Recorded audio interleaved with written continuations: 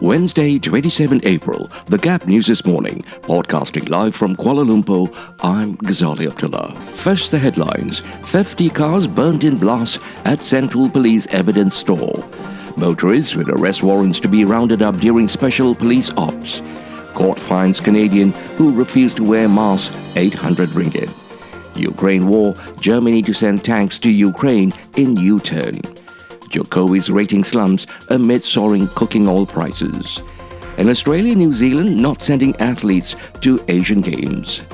And now the news in full. 50 vehicles were burnt after an explosion at the Sentul District Police Headquarters Evidence Store on Tuesday.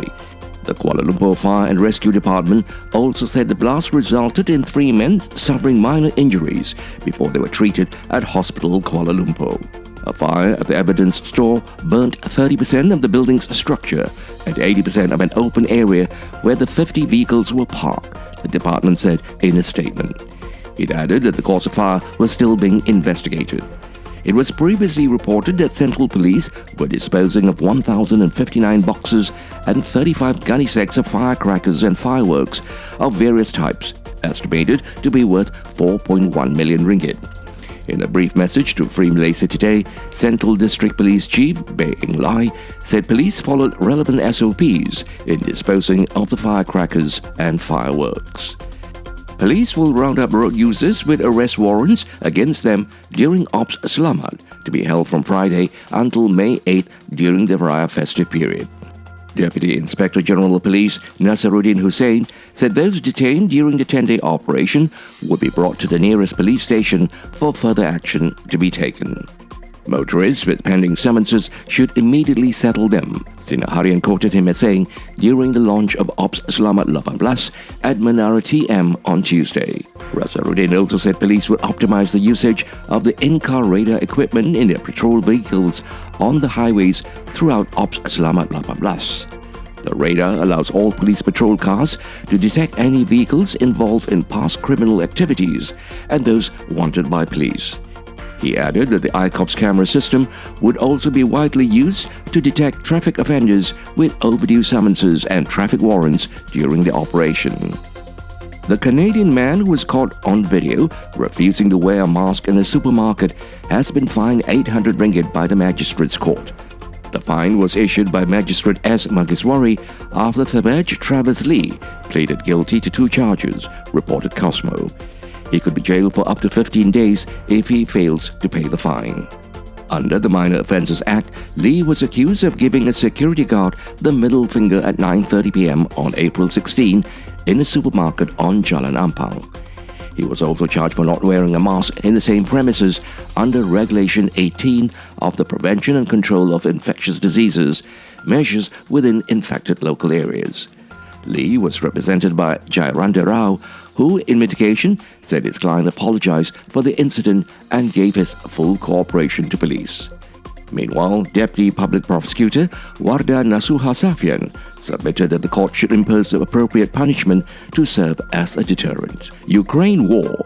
Germany's government has authorized the supply of about 50 anti-aircraft tanks to Ukraine in a major policy shift.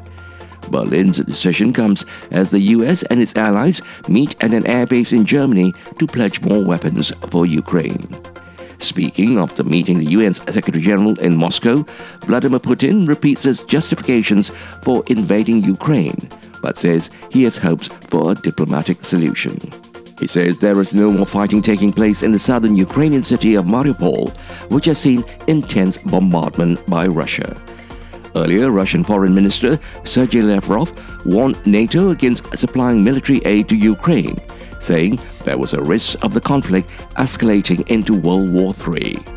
UN Secretary General Antonio Guterres described discussions with Lavrov as frank, but insisted he was visiting Moscow as a messenger of peace. Indonesia President Joko Widodo's approval rating fell in April by nearly 12 percentage points from February's 71.7%. An independent pollster said Tuesday as rising costs and soaring cooking oil prices dented his popularity. Jokowi, as the president is commonly known, had the approval of 59.9% of the 1,200 people surveyed by Indikator Politik Indonesia. down sharply from the record high of 75.3% in January. The April 14 to 19 poll came after months of high domestic cooking oil prices that government measures have failed to tame, including on-off moves to restrict exports of palm oil, of which Indonesia is the world's biggest producer. And now for some sports news.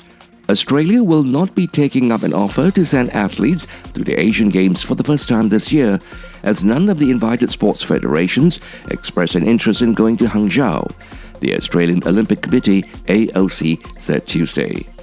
The Olympic Council of Asia OCA had invited a quota of around 300 athletes and 150 support staff from Oceania nations, including Australia and New Zealand, to compete at the September 10th to 25th Games in the eastern Chinese city.